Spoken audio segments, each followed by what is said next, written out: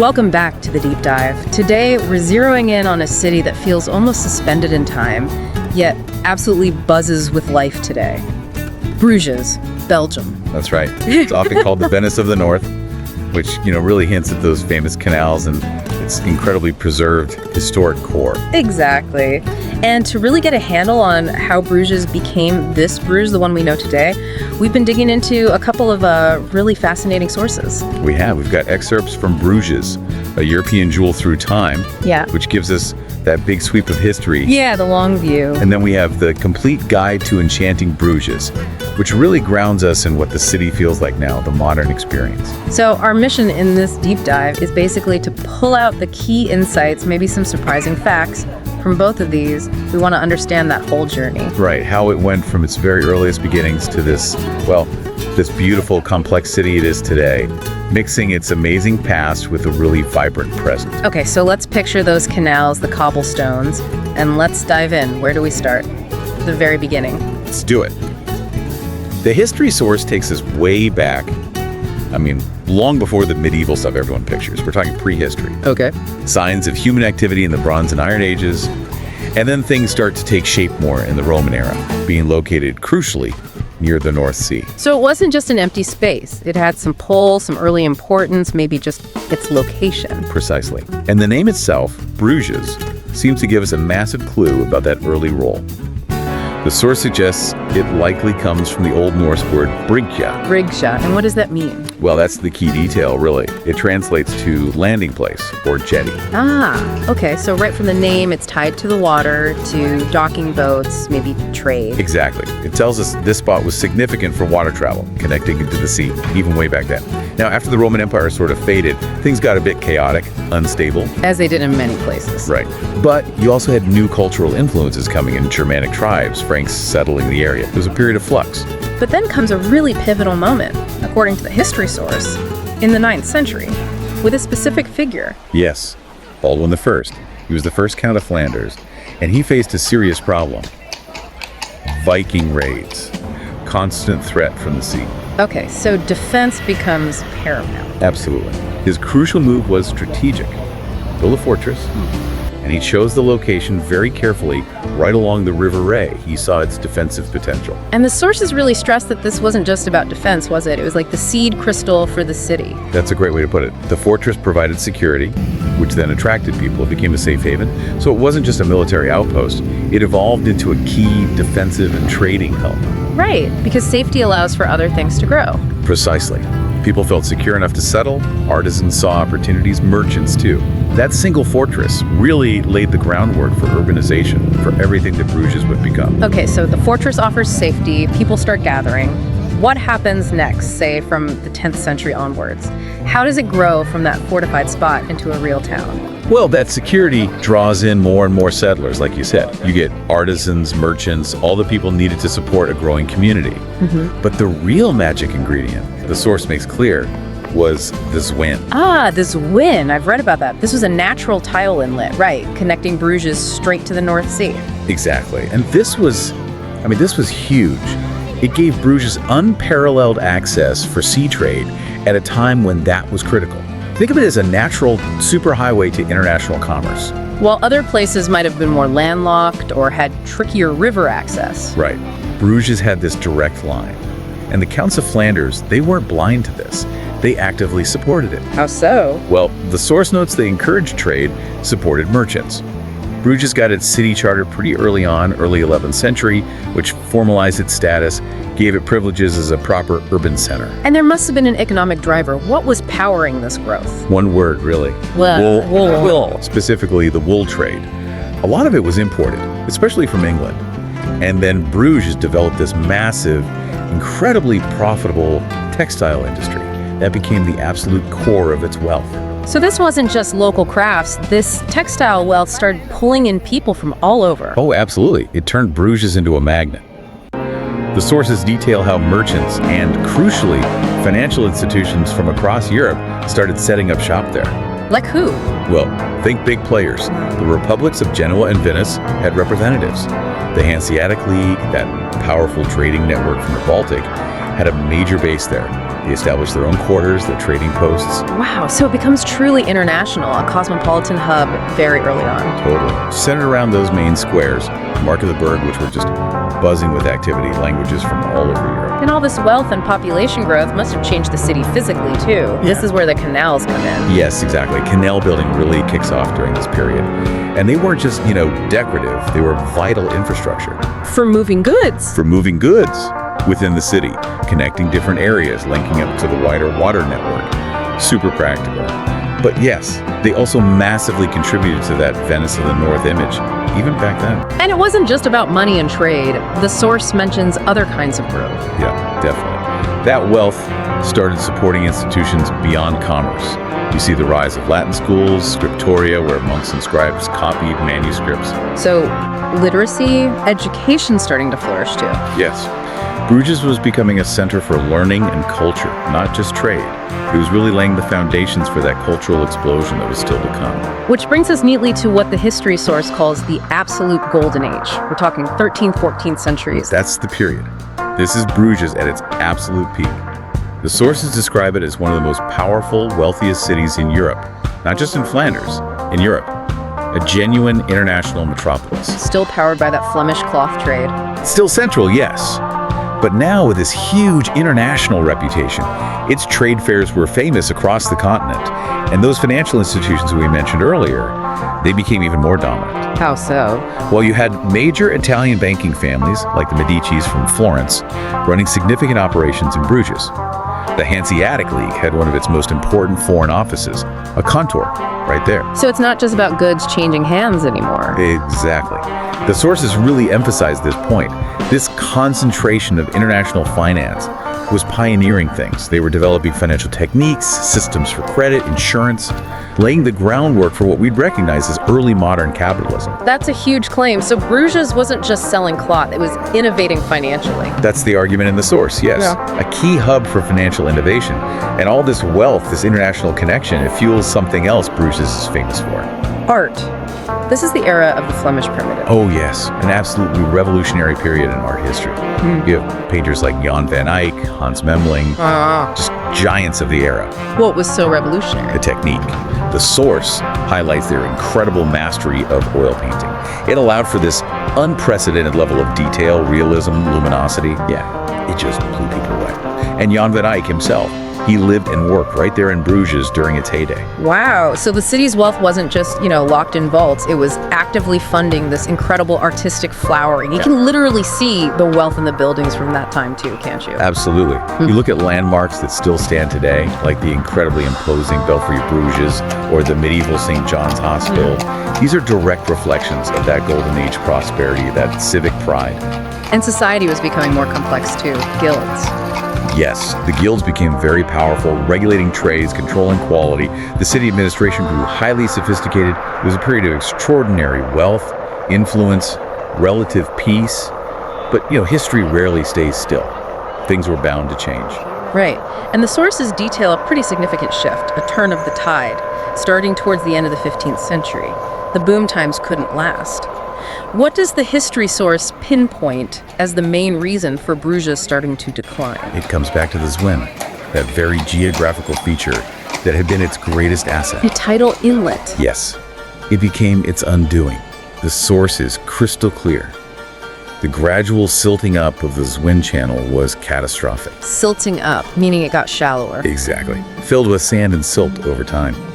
This meant that ships, especially the larger seagoing vessels that were becoming common, simply couldn't reach the city's harbor anymore. The access was choked off. Wow, so the natural advantage just disappeared, eroded away by nature itself. It's a powerful example of environmental change impacting history.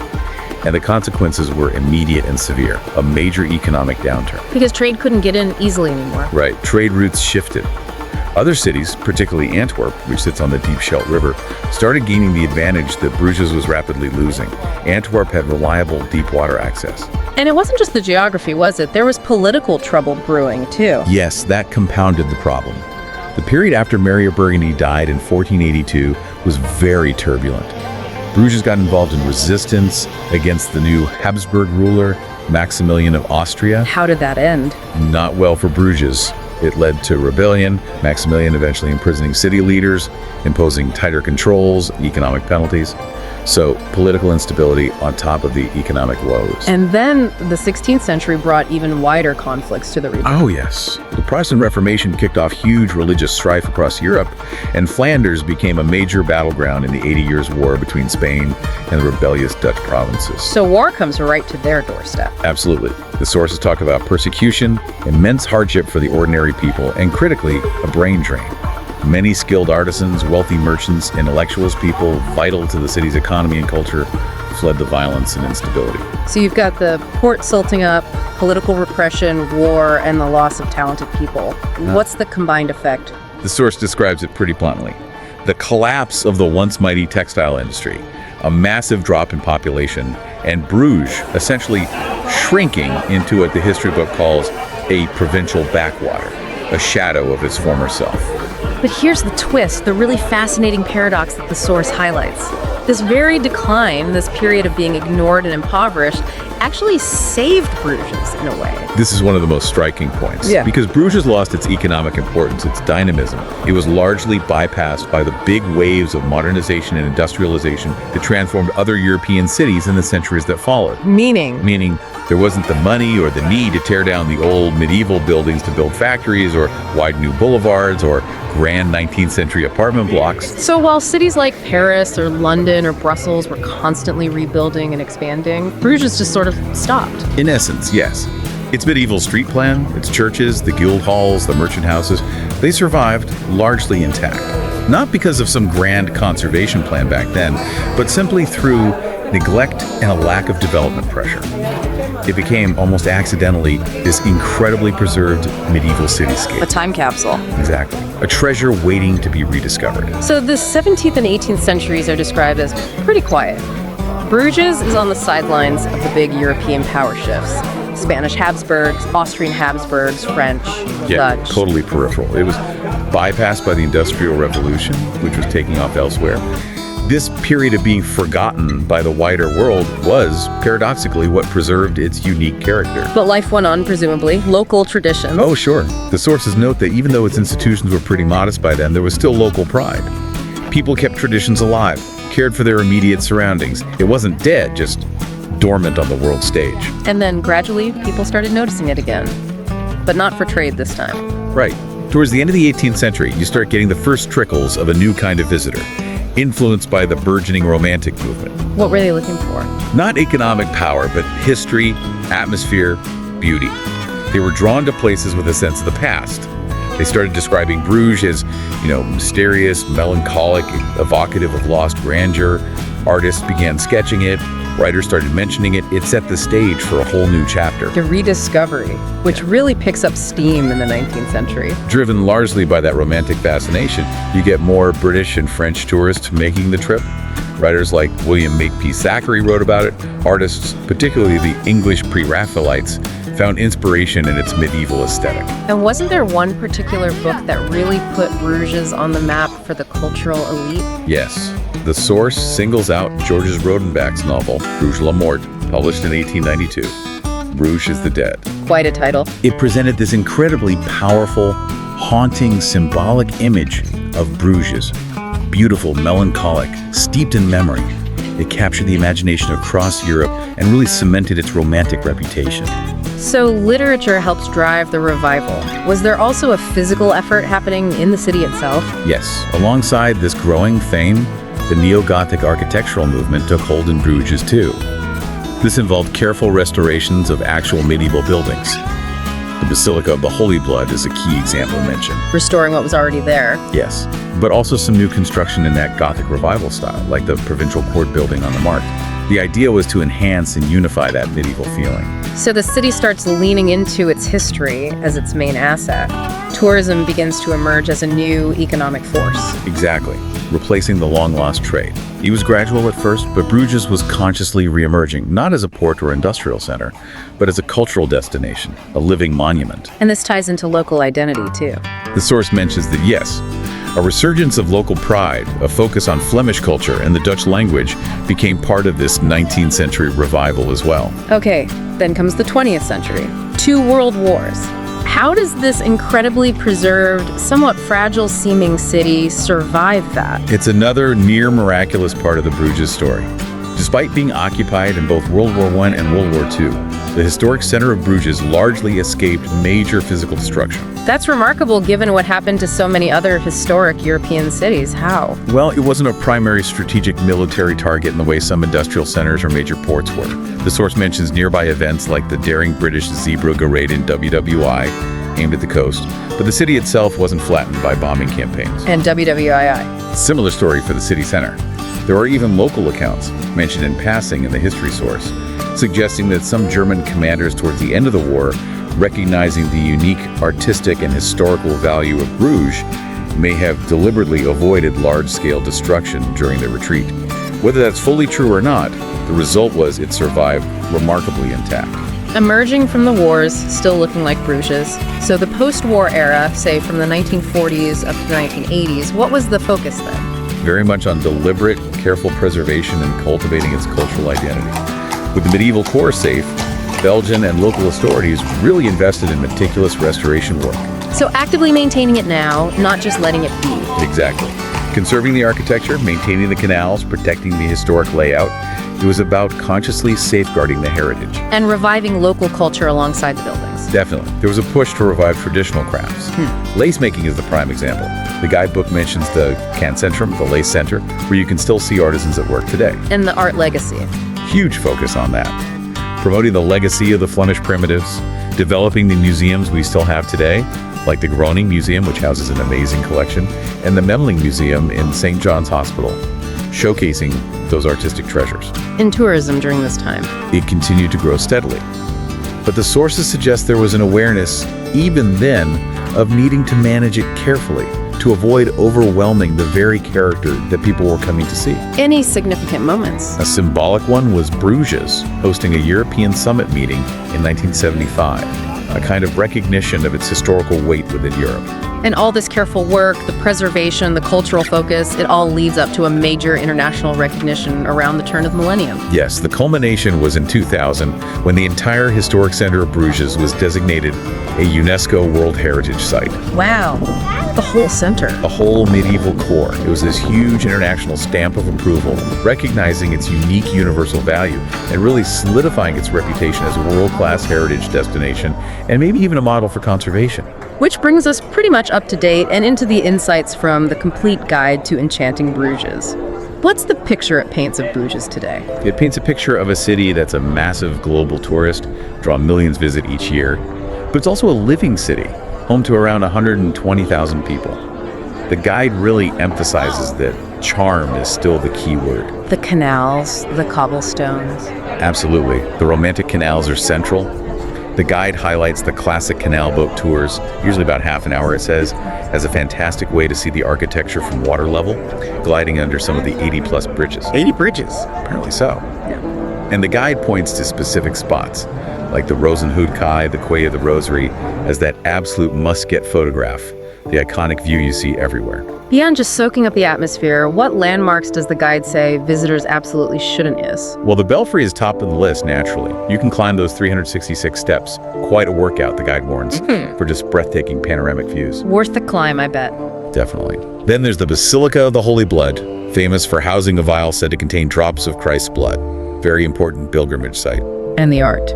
The Church of Our Lady is crucial not just for its soaring architecture, but because it holds Michelangelo's stunning marble sculpture, the Madonna and Child, one of the few Michelangelos outside Italy. Incredible. And museums. The guide highlights the Groningen Museum for that deep dive into Flemish painting, the Memling Museum too, but also things like the Historium, which uses tech to immerse you back in 15th century Bruges. And for something lighter, there's even a freight museum, a museum dedicated to Belgian fries. You cannot talk about Belgium without fries. Or chocolate, or beer. What does the guide say about the food scene? Oh, it's essential to the experience. The guide raves about the waffles, obviously. Also, traditional dishes like stoofvlees, that rich Flemish beef and beer stew, often served with Yes, fries. naturally. And chocolate. Bruges is a chocolate paradise. The guide says there are over 50 chocolatiers. It mentions famous names like the Chocolate Line, known for its inventive flavors, Dumont for more traditional pralines, and even the Choco Story Museum, if you want to learn about the history. And local cheeses too, like Bruges. And the beer, Belgium's famous for it. World famous. Bruges has its own brewing heritage. The De Have Manoon Brewery is iconic. The guide notes it's been family-run since 1856. They make the local Bruzo Zolt and the stronger Strafhendert beers. Didn't they do something unique with transport? Yes. The guide mentions their famous beer pipeline, built a few years ago to transport beer from the historic brewery in the center to their bottling plant outside the city, running right under the cobblestones. Solved the traffic problem. That's amazing. What about shopping? Beyond chocolate and beer. Well, lace is the big traditional craft. The guide points to the Centrum for seeing authentic handmade lace being made and for buying quality pieces. But you also find lovely little boutiques, artisan shops selling pottery, crafts, scattered through the winding streets. The Mark Square is still a hub, of course. It sounds very picturesque, but is it all just stone and canals? Are there green spaces? Is it easy to get around? Very much so. The guide really emphasizes how pedestrian-friendly the center is and how popular cycling is. You see bikes everywhere. Can you rent them? Oh yes, lots of places. And there are lovely cycling routes, like the popular flat ride along the canal to the nearby village of Dam, which is also very pretty. Within Bruges itself, the guide mentions Minnewater Park, the Lake of Love, Koning and Astrid Park, beautiful green spots for a break, even quiet monastery gardens you can often peek into. It sounds like the city tries hard to balance the huge numbers of tourists with, actual life for the residents. Does the guide touch on that? It does. It acknowledges the challenges of over-tourism, but suggests Bruges works hard at managing it. Still a living city where people work, raise families. Cycling is key for locals getting around. There are community events, local markets. The guide mentions efforts towards sustainability too. And don't forget the College of Europe is based there, bringing a young international student population, which adds another layer. What about Bruges after dark, when maybe the day trippers have left? The guide paints a really magical picture of Bruges by night. It says the atmosphere transforms. The crowds thin out dramatically. The main buildings and bridges are beautifully illuminated, reflecting in the canals. It becomes much quieter, more romantic. Sounds lovely. Evening walks are highly recommended. You find cozy restaurants and atmospheric old pubs. Sometimes you can hear the carry-on bells playing from the Belfry.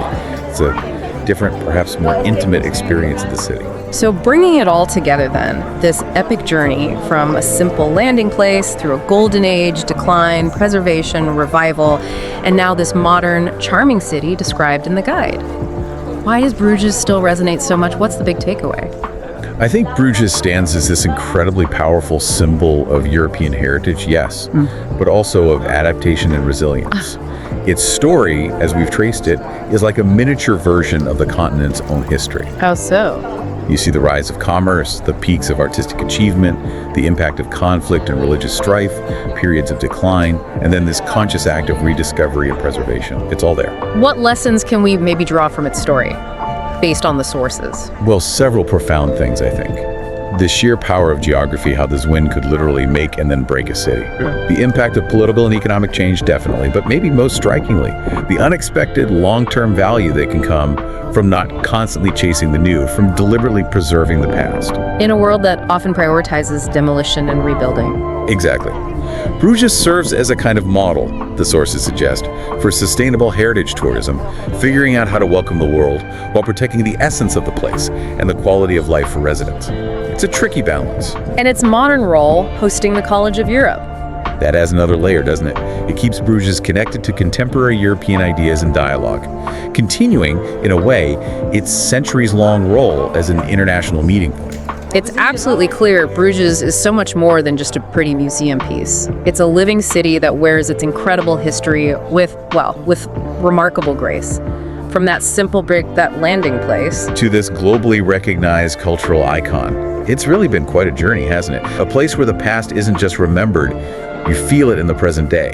So maybe a final thought for you to consider, drawing from everything we've discussed about Bruges' long history. In our rapidly changing, often relentlessly modernizing world, what can this city, a city that arguably found its salvation not through constant change, but through preserving its unique past, what can it teach us about building a future that feels both sustainable and meaningful? That is definitely a question worth pondering. Thanks for joining us for this deep dive into the fascinating story of Bruges. It was a real pleasure.